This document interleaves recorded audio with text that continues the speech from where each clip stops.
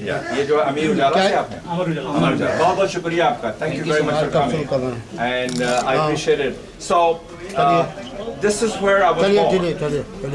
Can you explain? Yes. This is where I was born, and this shaped my journey, my story, and my destiny.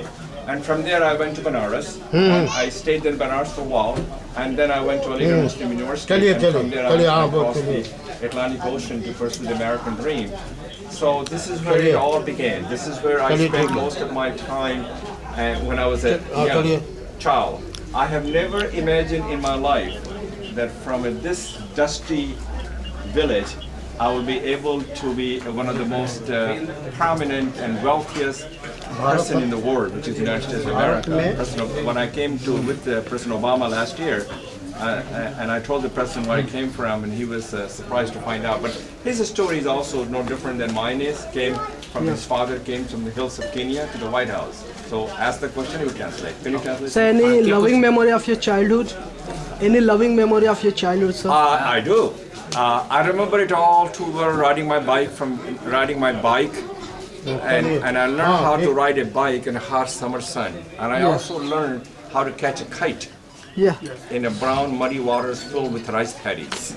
So that's the memory I remember. I also remember not too far from here there's a small school. I think it's called Madrasatul Israr.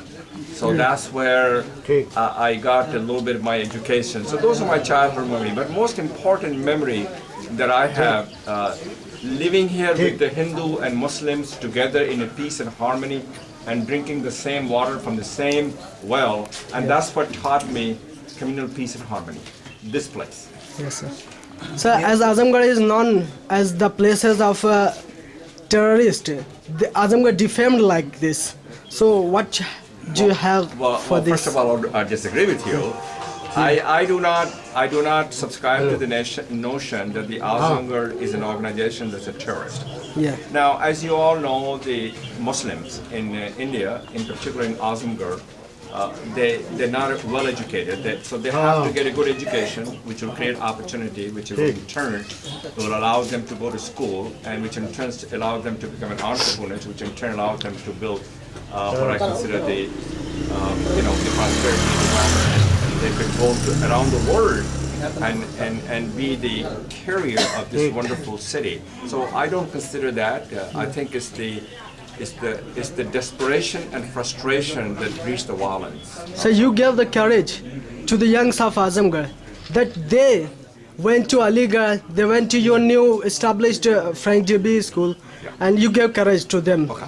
So this fellow asked me, we have to translate it for you. Do you? Yes, okay. So I gave $2 million to Aligarh Muslim University, and which is where I'm here to give a convocation address on February 27th. And my wife's name is an American. She didn't come here, but she's in Varanasi right now. So her name is Debbie. So Frank and Debbie Islam School of Management.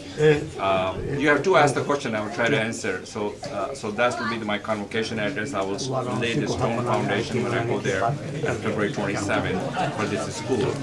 And Tawheed is a friend of mine. He's a managing that school also at Aligarh Muslim University, right? So that's what his job is. Yes. Your question is very good. Thank you. What advice do I have for the young generations, regardless who they are, Muslims or Hindu or Christians or Dalit or whoever they are? Several advice. Get a good education and stay in school. Never ever get out of the school. Number 2, exploit your fullest potential. You have a lot of potential, you can exploit it. Be the best you can be. And the most important thing is when you're successful, like me, help others to succeed. And when they succeed, all of us succeed, India succeeds, the world succeeds. And also learn anything new. So I call them be a lifelong learner. And also never ever give up. Always do what you set to do. Remember, there's no race, no religion has a monopoly on wisdom. Wisdom belongs to all